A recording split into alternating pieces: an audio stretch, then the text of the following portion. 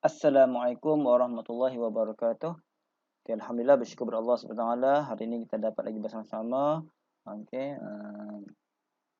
belajar dalam keadaan dalam nama baru ini. Okay, kita mulakan majlis kita dengan surah Al-Fatihah. Bismillahirrahmanirrahim. Alhamdulillah. Ar-Rahmanirrahim. Maliki yaumiddin. Iyyaka na'budu wa iyyaka nasta'in. Ihdinas siratal mustaqim. Siratal ladzina an'amta 'alaihim ghairil maghdubi 'alaihim waladdallin. Okay, Alhamdulillah, bersyukur kepada Allah SWT. Hari ini kita akan belajar pelajaran 26, iaitu bidang akhlak Islamiah, iaitu tajuknya muliakan ibu bapa, bahagiakan keluarga. Okey, kita tengok dalil nakli. Dalil nakli kewajipan beradab kepada ibu bapa. Ingat bila saya sebut dalil nakli ini adalah bukti daripada Al-Quran ataupun hadis. Okey, apa buktinya kewajipan kita ni beradab kepada ibu bapa? Okay, dalam Al-Quran surah An-Nisa ayat 36. Okey. Bismillahirrahmanirrahim. Wa'budullaha wa la tusyriku bihi syai'a wa bil walidaini ihsana wa bizil qurba wal yatama wal masakin wal jari dzil qurba wal jari dzil junubi was sahibil jambi wa ibnis sabil wa ma malakat aymanukum innallaha la yuhibbu man kana mukhtalan fakhura. Dia bermaksud, hendaklah kamu beribadah kepada Allah SWT. Janganlah kamu mempersekutukan Allah SWT dengan sesuatu. Hendaklah kamu berbuat baik kepada kedua ibu bapa dan kaum kerabat, anak yatim, orang miskin, jiran tetangga yang dekat dan yang jauh, rakan sejawat, orang musafir yang terlantar dan hamba sahaya yang kamu miliki. Sesungguhnya Allah SWT tidak suka kepada orang yang sombong, takbur dan membanggakan diri. Kita fahamkan ayat ini. Okay, ini adalah dalil daripada Al-Quran. Kita tengok pula dalil daripada hadis. Okey. Daripada hadis Tirmizi ya. Hadis daripada Abdullah bin Amru. Rasulullah SAW bersabda, "Ridha Rabbi fi ridhal walid wa saqatur Rabbi fil saqatil walid." Yang bermaksud redha Tuhan, iaitu Allah SWT, terletak pada redha ibu bapa. Ingat dan kemurkaan Tuhan, iaitu kemurkaan Allah SWT, terletak pada kemarahan ibu bapa. Jadi kita kena jaga. Okey, berhati-hati. Okey. Kita tengok. Okey. Macam mana kita nak beradab kepada ibu bapa dan keluarga? Okay, berdasarkan hadis yang kita ataupun Quran kita baca tadi, Allah sangat menekankan untuk kita menghormati ataupun menjaga adab dengan dengan ibu bapa ini kan. Okey. Kita tengok ada 3 aspek kat sini. Okey, yang pertama hati, percakapan dan tingkah laku. Okey, kita tengok dulu dari sudut hati, aspek hati. Macam mana kita nak jaga? Okey. Bila sebut hati ni maksudnya dalaman. Okey, dalam. Okey, kita tengok. Setiap anak wajib berkasih sayang terhadap ibu bapa. Contohnya sentiasa menjaga hati dan perasaan serta tidak membenci mereka. Okey, na'udzubillah min zalik. Janganlah kita benci mak ayah kita. Okey. Kedua, perhatian dan mengambil berat. Okey, kita kena ambil perhatian dan ambil berat dengan selalu bertanya khabar serta menghulurkan bantuan yang diperlukan. Tanya mak ayah kita. Terutama macam kita kat rumah sekarang ni, tanya mak, ada apa-apa yang kita perlu bantu. Selalulah bantu mak. Okey, dan juga bantu ayah. Tanya ataupun tanya khabar mereka. Mungkin mak atau ayah kita sakit ke apa ke, kita boleh tanya dan insya-Allah kita boleh bantu. Okey, dalam hati kita tu kita ada niat ya. Kita nak bantu. Okey. Yang ketiga, menghormati antara satu sama lain dengan memupuk kasih sayang dan membina keluarga bahagia. Contohnya, selalu keceria dan menunjukkan muka manis di hadapan mereka. Okey. Okey. Selalulah buat muka ceria depan mak ayah. Jangan selalu buat muka masam saja. Okey. Dan itu dari sudut hati. Kita tengok pula dari sudut percakapan. Bila sebut percakapan yang datangnya daripada mulut. Okey. Hati ni yang datangnya daripada dalam diri. Percakapan yang datangnya daripada mulut. Jadi apa yang perlu kita buat? Yang pertama, bersopan santun. Okey, cakap sopan santun. Bercakap dengan nada suara dan intonasi yang lemah lembut.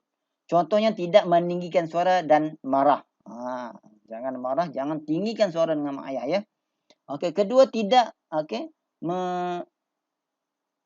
mencegah percakapan ibu bapa. Maksudnya kat sini kalau mak ayah kita tengah cakap, kita jangan menyampuk. Jangan potong apa mak ayah cakap.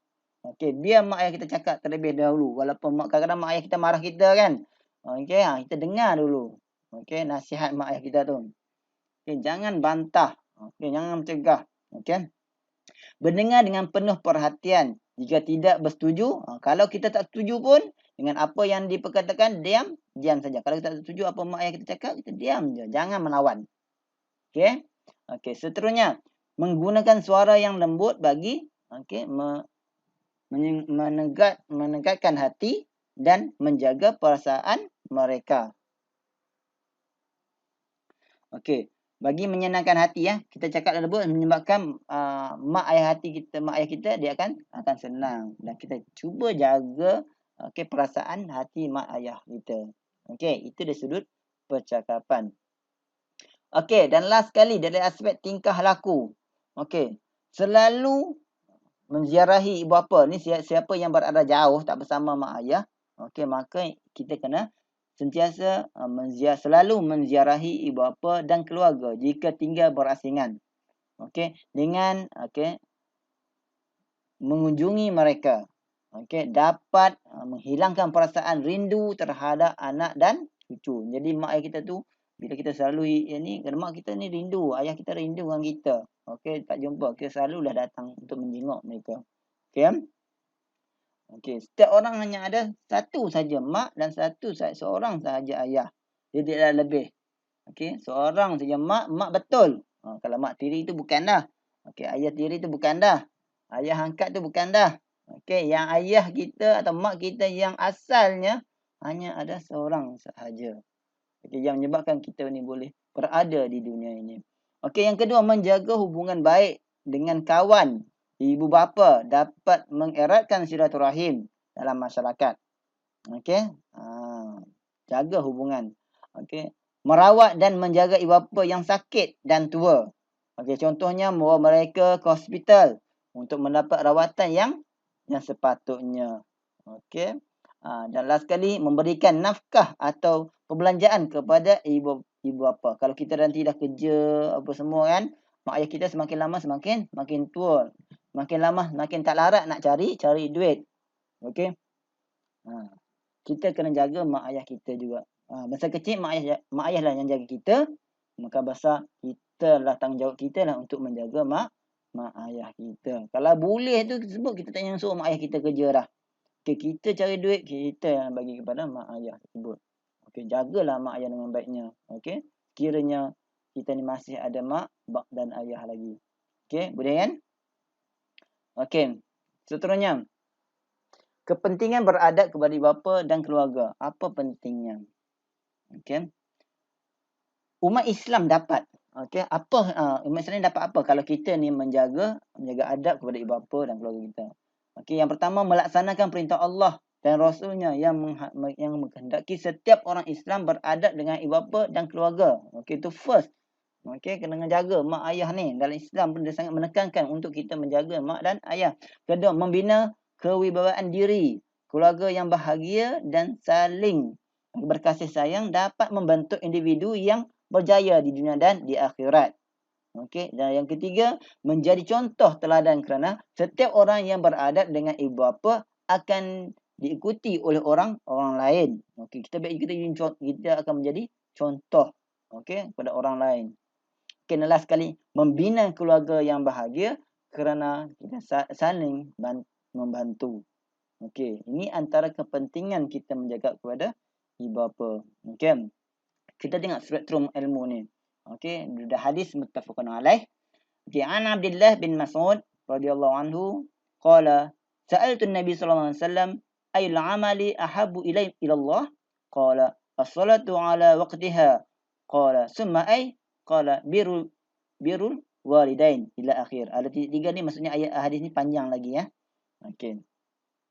Okey, maksudnya Abdullah bin Mas'ud bertanya kepada Rasulullah sallallahu alaihi wasallam, apakah amalan yang dikasihi oleh Allah? Jawab baginda, solat pada awal waktu. Lalu dia bertanya lagi, kemudian apa pula? Jawab baginda, berbuat baik kepada ibu bapa. Lepas semayang saja, semayang sangat wajib iaitu taat kepada ibu bapa. Okey.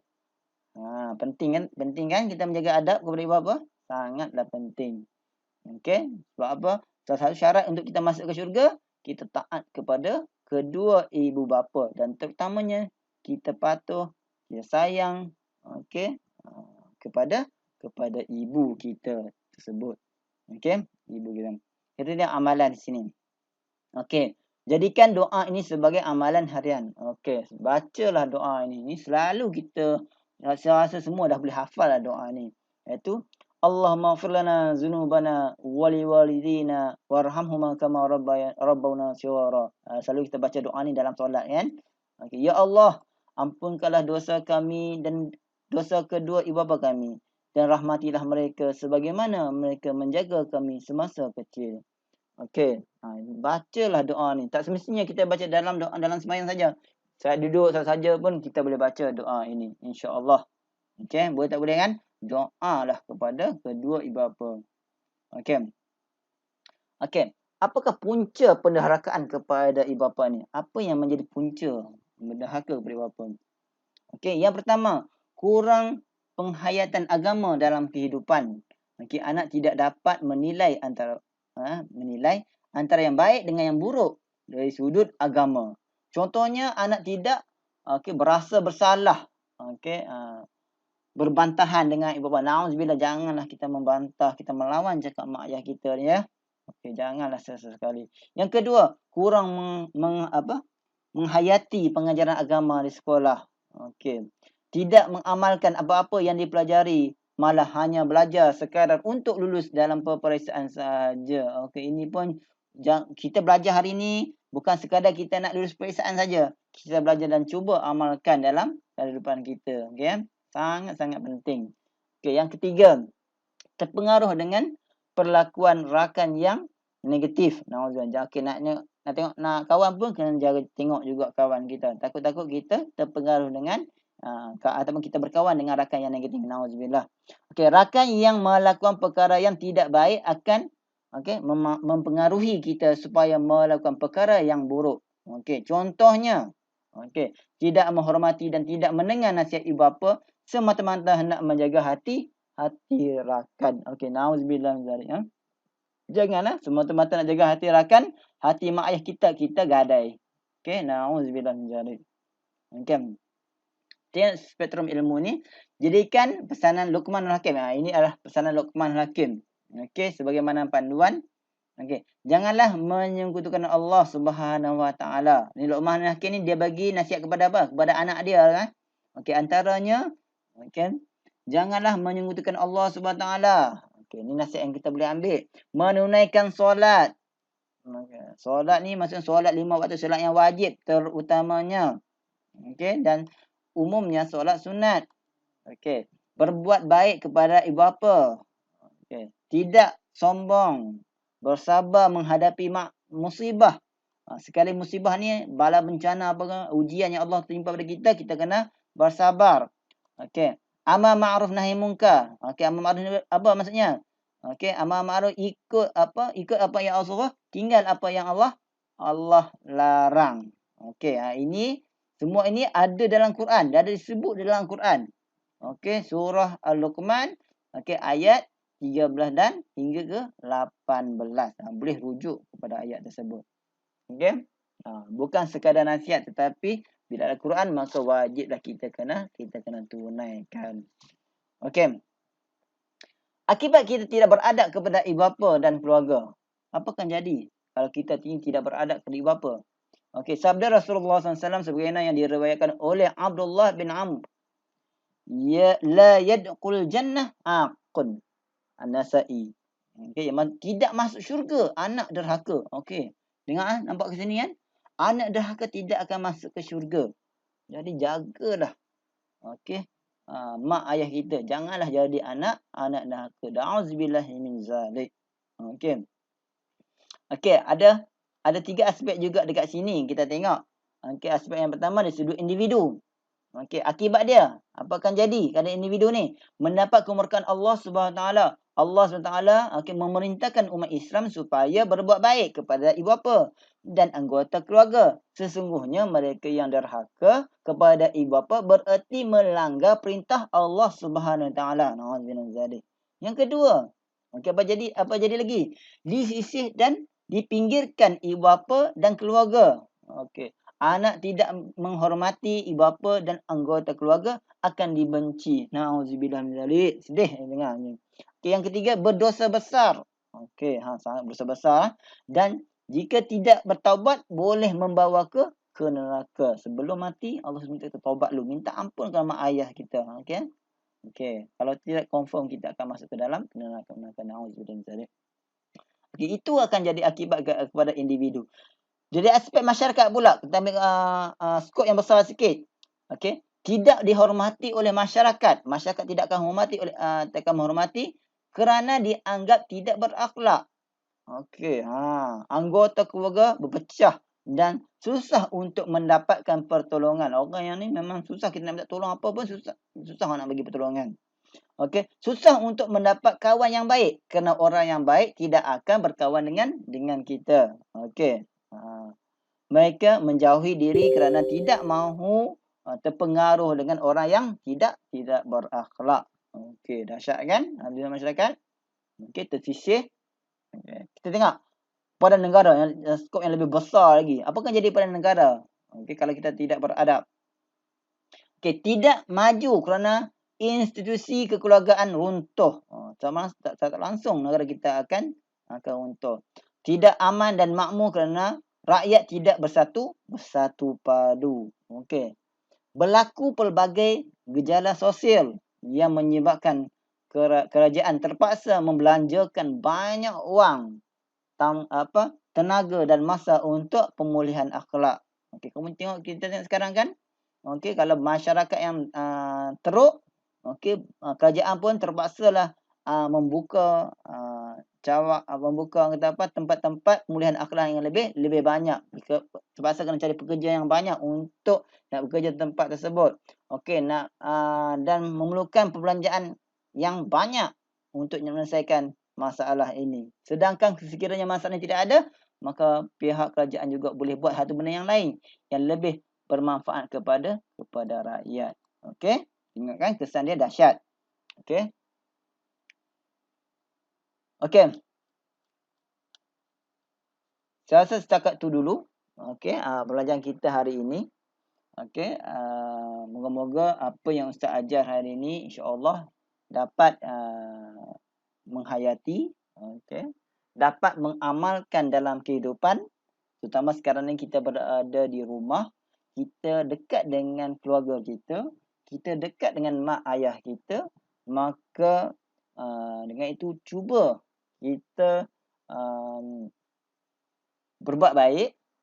Okey, seperti mana saya cakap tadi.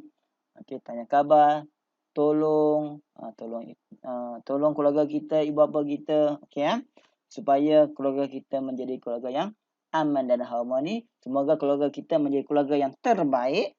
Okey, di mata yang pertama sekali di mata Allah, di sisi Allah Subhanahu Taala, di sisi Allah Subhanahu Taala dan juga di mata masyarakat. Secara tak langsung menyebabkan negara akan memberi kesan kepada negara juga.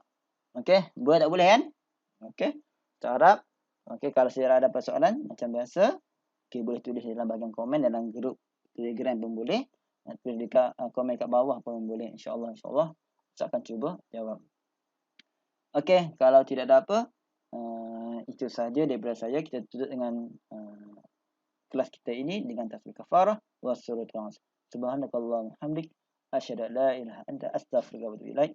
Wal 'asr innal insana fi khusr illa alladziina aamanu wa 'amilus shalihaati wa tawassaw bil haqq wa tawassaw bis sabr. Assalamualaikum warahmatullahi wabarakatuh. Terima kasih.